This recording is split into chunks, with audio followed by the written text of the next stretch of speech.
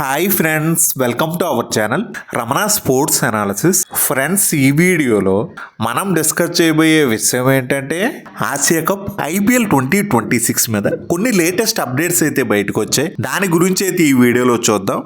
Friends, మన ఛానల్లో IPL పై వచ్చే చిన్న పెద్ద అప్డేట్ ఏది కూడా మిస్ అవ్వకుండా ఉండాలంటే ఇప్పుడే మన యూట్యూబ్ ఛానల్కి అయితే సబ్స్క్రైబ్ చేసుకోండి. పక్కనే ఉన్న బెల్ ఐకాన్ అయితే క్లిక్ చేయండి. మరెందుకు లేట్ ఫ్రెండ్స్, ఈ వీడియోలోకి అయితే వెళ్ళిపోదాం.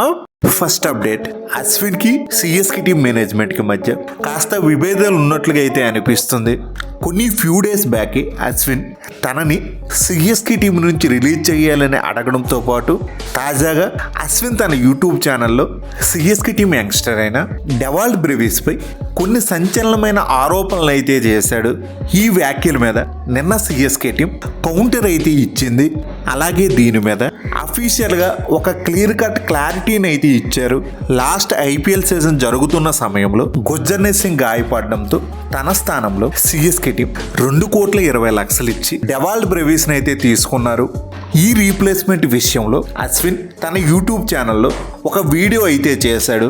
CSK టీం డెవాల్డ్ బ్రెవిస్ కి IPL నిబంధనలకు మించి ఎక్స్ట్రా అమౌంట్ ఇచ్చిందని, ఆ టైంలో ఈ యంగ్స్టర్ కోసం 3 ఫ్రాంచైజీలు అయితే పోటీ పడ్డాయని, CSK టీం తెలివిగా తనని దక్కించుకునేందుకు తన బేస్ ప్రైజ్ కి మించి అమౌంట్ ఇచ్చిందని, అందువల్లే డెవాల్డ్ బ్రెవిస్ కోసం పోటీ పడిన మిగతా 2 ఫ్రాంచైజీలు తప్పుకొని తను CSK టీంకి సొంతమయ్యాడని ఇలా అశ్విన్ చెప్పడంతో సోషల్ మీడియాలో CSK టీం పై ఇతర ఫ్రాంచైజీల ఫ్యాన్స్ అయితే కొందరు CSK టీం మీద BCCI చర్యలు తీసుకోవాలని సోషల్ మీడియాలో డిమాండ్ చేయడం అయితే జరిగింది.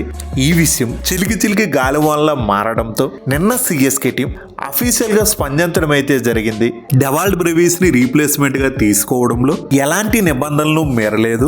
నిబంధనల మేరకే IPL ప్లేయర్ రెగ్యులేషన్ లోని సెక్షన్ 606 రీప్లేస్మెంట్ రూల్స్ ప్రకారం టీంలోని ఒక ఆటగాడు గాయపడి సీజన్ మొత్తానికి దూరం అయితే తన స్థానంలో కొత్తగా టీంలోకి తీసుకోబోయే రీప్లేస్మెంట్ ఆటగాడికి కూడా పాత ప్లేయర్ కి ఎంత అమౌంట్ చెల్లించారో అదే మొత్తాన్ని కొత్త ప్లేయర్ కూడా ఇవ్వాలి. మరి ఈ రూల్ ప్రకారమే మేము ఆక్షన్ టేబుల్ మీద గుర్జర్నేత్ సింగ్ కి 2,20,00,000 ఇచ్చాం. అదే అమౌంట్ ని డెవాల్డ్ బ్రెవిస్ ని రీప్లేస్మెంట్ గా తీసుకున్న సందర్భంలో తనకి చెల్లించామని CSK టీం ఒక స్పష్టమైన క్లారిటీ ఇవ్వడం అయితే జరిగింది. సగం IPL పూర్తయిన తర్వాత ఏ ప్లేయర్ నైనా ఏ ఫ్రాంచైజీ అయినా రీప్లేస్మెంట్ గా తీసుకుంటే అప్పుడు అమౌంట్ నైతే తగ్గించి చెల్లిస్తూ ఉంటారు. ఎందుకంటే మరి IPL లో అప్పటికే సగం మ్యాచ్లు పూర్తయిపోయి ఉంటాయి, ఇంకా మిగిలిన కూడా కొన్ని మ్యాచ్లే కాబట్టి. అదే డెవాల్డ్ బ్రెవిస్ విషయానికి వచ్చేసరికి CSK టీం అయితే తన్ని IPL ఫస్ట్ హాఫ్ లోనే తీసుకుంది కాబట్టి మొత్తం అమౌంట్ అయితే CSK టీం డెవాల్డ్ బ్రెవిస్ కి అయితే ఇచ్చింది. సెకండ్ అప్డేట్, ఇది కూడా CSK టీం నుంచే. మరి ఆ టీం సంజు శాంసన్ ని ట్రేడ్ ద్వారా టీంలోకి తెచ్చుకోవాలని చూస్తున్నారు కాబట్టి మరి అందుకు రాజస్థాన్ రాయల్స్ టీం అయితే రుతురాజ్ గైక్వాడ్, రవీంద్ర జడేజా, శివం దుబే వీళ్ళ ముగ్గురులో ఒక ప్లేయర్ని ఇవ్వాలి. అలా ఇస్తేనే మేము సంజు శాంసన్ ని మీ టీంతో ట్రేడ్ చేస్తాం, లేకపోతే సంజు శాంసన్ ని మీకు ఇచ్చే ప్రసక్తే లేదు అని రాజస్థాన్ టీం మేనేజ్మెంట్ అయితే స్పష్టం చేయడం అయితే జరిగింది. దీని మీద CSK టీం అయితే ఈ ముగ్గురు ప్లేయర్స్ లో ఎవరిని కూడా వదులుకోవడానికైతే సిద్ధంగా అయితే లేదు. ఇస్తే క్యాష్ ట్రేడ్ ద్వారా మేము తీసుకుంటాం, లేకపోతే లేదు అన్నట్లుగా CSK టీం అయితే కరాఖండిగా చెప్పేయడం అయితే జరిగింది. ఇక్కడ CSK టీంకి సంజు శాంసన్ అవసరం అయితే ఉంది కాబట్టి దాన్ని రాజస్థాన్ టీం అయితే అవకాశంగా అయితే మార్చుకుంటుంది. మరి వీళ్ళ ముగ్గురులో ఏ ప్లేయర్ని అడిగినా CSK టీం ఇవ్వదని రాజస్థాన్ టీంకి తెలిసినా కావాలని అడిగారు. సంజు శాంసన్ కూడా రాజస్థాన్ టీంతో కంటిన్యూ అయ్యే అవకాశాలు కూడా లేవు. తనే స్వయంగా బయటికి రిలీజ్ చేయమని ఫ్రాంచైజీకి రిక్వెస్ట్ చేయడంతో తనని ఖచ్చితంగా రిలీజ్ అయితే చేయాలి. తన్ని ఆక్షన్లోకి డైరెక్ట్గా రిలీజ్ చేస్తే రాజస్థాన్ టీంకి అయితే పెద్దగా అయితే ప్రయోజనం లేదు. జస్ట్ వాళ్ళ ఆక్షన్ పర్స్ మాత్రమే పెరుగుతుంది. అదే ట్రేడ్ ద్వారా వేరే ఫ్రాంచైజీకి ఇచ్చేసి వాళ్ళ టీంకి కావాల్సిన మంచి ప్లేయర్స్ని తీసుకోవాలని మల్టిపుల్ ఫ్రాంచైజీలకి ఆల్రెడీ సంజు శాంసన్ గురించి ఎవరైనా ట్రేడ్ చేసుకోవాలంటే ఇంట్రెస్టెడ్గా ఉంటే తమని సంప్రదించాలని చెప్పడం కూడా జరిగింది. Next update, Rajasthan team Sanju Samson ని KKR టీంతో ట్రేడ్ చేసుకునేందుకు KKR టీం నుంచి రమన్దీప్ సింగ్, అంగ్రీస్ రఘువంశీ ఈ ఇద్దరు యంగ్స్టర్స్ ని తమ టీంకి ఇవ్వాలని అడగడం అయితే జరిగింది. అంగ్రీస్ రఘువంశీ లాంటి మంచి టాలెంటెడ్ యంగ్స్టర్ ఆర్ఆర్ టీంకి వస్తే వాళ్ళ టీంకి ఫస్ట్ డౌన్లో ఆడిపించుకునేందుకు ఒక మంచి ఆప్షన్ అయితే దొరుకుతుంది. అలాగే ఫినిషింగ్లో ప్రాబ్లమ్స్ ఉన్నాయి కాబట్టి అక్కడ లాస్ట్ 2 yearsగా శుభం దుబేని బ్యాక్ చేసి తనకి అవకాశాలు ఇచ్చిన తను నిరూపించుకోలేకపోవడంతో తన స్థానంలో ఆల్రెడీ 2024 సీజన్లో కేకేఆర్ టీం తరపున ప్రూవ్ చేసుకున్న రమణ్దీప్ సింగ్ని తీసుకుని ఈ స్థానాన్ని భర్తీ చేసుకోవచ్చని ఆర్ఆర్ టీం మేనేజ్మెంట్ అయితే భావిస్తుంది.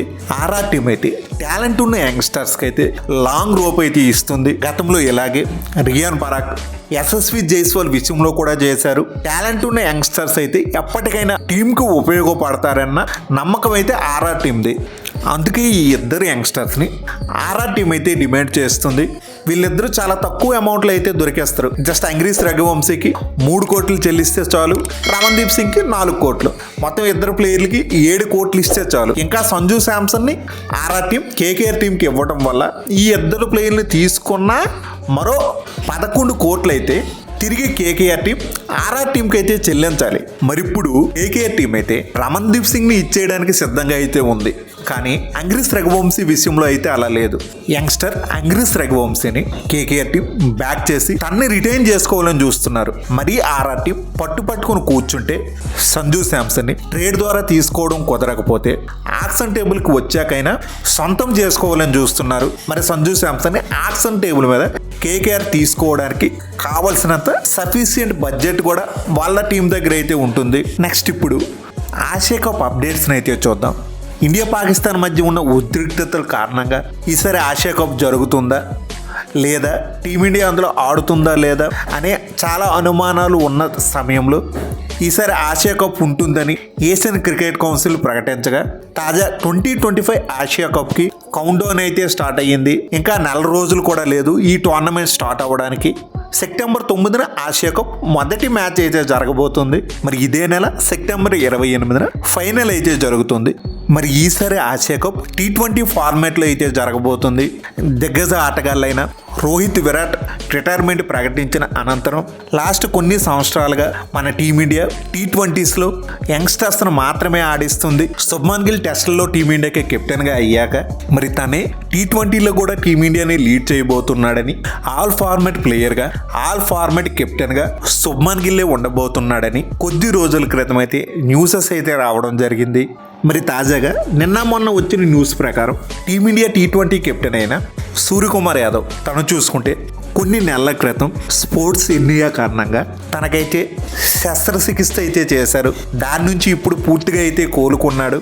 ఎన్సీఏలో రీహాబిటేషన్లో ఉన్న సూర్యకుమార్ యాదవ్ లేటెస్ట్గా జరిగిన ఫిట్నెస్ టెస్టుల్లో కూడా పాస్ అవ్వడం అయితే జరిగింది. తనైతే ఈ ఆసియా కప్కి అందుబాటులో అయితే ఉంటున్నాడు. ఈ నెల 19 మరొక 2 రోజుల్లో బీసీసీఐ సెలెక్టర్లు అయితే సమావేశం అయితే కాబోతున్నారు. చీఫ్ సెలెక్టర్ అజిత్ అగాకర్ తన నేతృత్వంలో 15 మెంబర్స్ టీమిండియా స్క్వాడ్ని అయితే సెలెక్ట్ చేయబోతున్నారు. మరి ఈ ఆసియా కప్కి మొన్నటి వరకు T20 ఫార్మాట్లో యంగ్స్టర్సే ఆడారు కాబట్టి ఇప్పుడు రీసెంట్గా జరిగిన టెస్ట్ సిరీస్లో అక్కడ బాగా రాణించిన యశస్వి జైస్వాల్, కేఎల్ రాహుల్, బూమ్రా, సిరాజ్ ఇలాంటి సీనియర్ ప్లేయర్స్ అందరూ కూడా అందుబాటులో అయితే ఉన్నారు. వీళ్ళలో ఎవరు T20లోకి వస్తారు, యంగ్స్టర్స్కే ఛాన్స్ ఇస్తారా లేకపోతే సీనియర్ ప్లేయర్ని యంగ్స్టర్స్ని కలిపి ఒక స్క్వాడ్ని తయారు చేస్తారా అనేది కొంచెం ఇంట్రెస్టింగ్గా అయితే ఉంది. జస్ప్రీత్ బుమ్రా ఈసారి ఆసియా కప్కి తను అందుబాటులో ఉంటానని సెలెక్టర్లకి తెలియజేయడం అయితే జరిగింది. మరి ఇది friends IPL Asia cup latest updates పై వీడియో. ఫ్రెండ్స్ ఈ వీడియో మీకు బాగా నచ్చినట్లయితే లైక్ చేయడం మాత్రం మర్చిపోవద్దు.